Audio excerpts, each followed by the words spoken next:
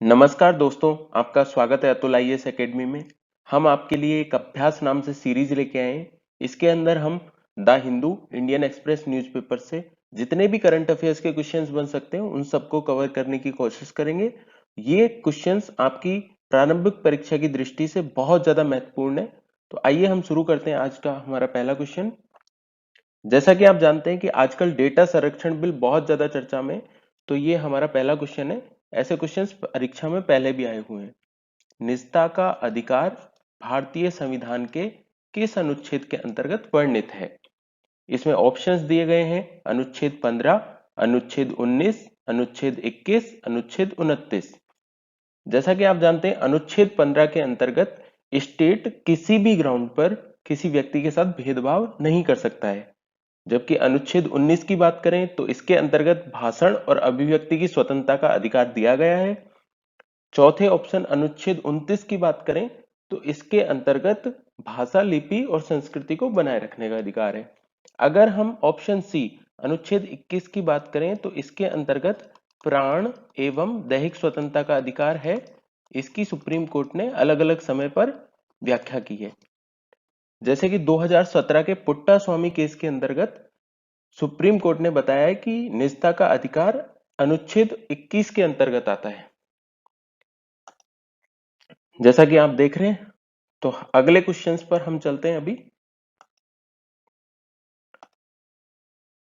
हाल ही में समाचारों में ऑटिज्म स्पेक्ट्रम विकार निम्नलिखित में से किस क्षेत्र से संबंधित है? इसके अंतर्गत ऑप्शन दिए गए हैं। सुरक्षा क्षेत्र, स्वास्थ्य क्षेत्र, अंतरिक्ष क्षेत्र, कृषि क्षेत्र।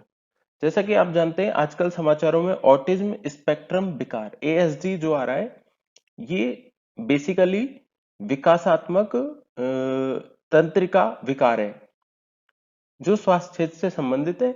और यह एक 0 से 3 वर्ष की आयु तक इसके लक्षण दिखते हैं। ये मानसिक रूप से प्रभावित करता है। तो ये स्वास्थ्य क्षेत्र से संबंधित है।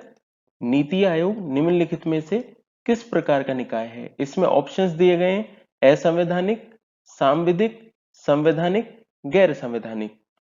अब इनका हम धीरे धीरे मतलब समझते हैं। असंवैधानिक का मतलब वो होता है जिसकी संविधान में व्याख्या भी नहीं है और ये संविधान से संबंध भी नहीं रखता है, मतलब संविधान के विपरीत है। सांविधिक का मतलब ये होता है जिसे किसी कानून द्वारा पारित किया गया है या कानून द्वारा जिसका गठन किया गया है। संवैधानिक वो होता है जिसका संविधान में उल्लेख किया गया होता है। गैर संवैधानिक वो होता है जो जिसका संविधान में उल्लेख नहीं होता है। तो नीति आयोग को भारत सरकार के आदेश द्वारा बनाया गया था, तो ये गैर संवैधानिक निकाय है। यह भारत सरकार के एक थिंक टैंक के रूप में कार्य करता है। इसका कार्य योजनाओं और आर्थिक मुद्दों पर सरकार को सलाह देना है। चलिए हम नेक्स्ट क्वेश्चन पे चलते हैं। दस्तलिक दस्तलिक किन दो देशों के बीच होने वाला सैन्य अभ्यास है? इसमें ऑप्शंस दिए गए हैं। Bharat Uzbekistan, Bangladesh Bharat, Bharat America, Afghanistan Bharat. जैसा कि आप जानते हैं दस्तलिक भारत और उज्बेकिस्तान के बीच होने वाला सैन्य अभ्यास है। इसे द्विवार्षिक रूप से आयोजित किया जाता है, 2 वर्ष में एक बार। हाल ही में इसे उत्तराखंड में आयोजित किया जा रहा है। चलिए नेक्स्ट क्वेश्चन पे चलते हैं। दक्षिणी चीन सागर के संबंध में निम्नलिखित कथनों पर विचार कीजिए। इसमें पहला कथन है यह पूर्वी चीन सागर के साथ ताइवान जलडमरू और फिलीपीन सागर के साथ लुजोन जलडमरू से जुड़ा हुआ है। दूसरा कथन है इसमें 3 द्वीप समूह, पहला स्प्रेटली, पारासेल और प्रतास द्वीप समूह शामिल हैं। तीसरा कथन है इसमें ब्रूनई, कंबोडिया, चीन, Indonesia, Malaysia, Philippines, Singapore, Taiwan, Thailand, Vietnam से घिरा हुआ है।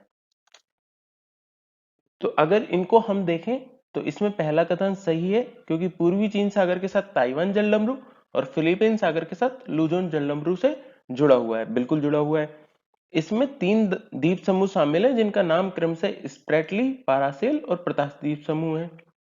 यह ब्रुनई, कंबोडिया, चीन, Indonesia, Malaysia, Philippines, Singapore, Taiwan, Thailand और वियतनाम से जुड़ा हुआ है। जैसा कि आप जानते हैं, यह पश्चिमी प्रशांत सागर की एक शाखा भी है। तो ये तीनों सही है, तो इसका उत्तर है डी। धन्यवाद दोस्तों। आज के हमारे 5 क्वेश्चन पूरे होते हैं।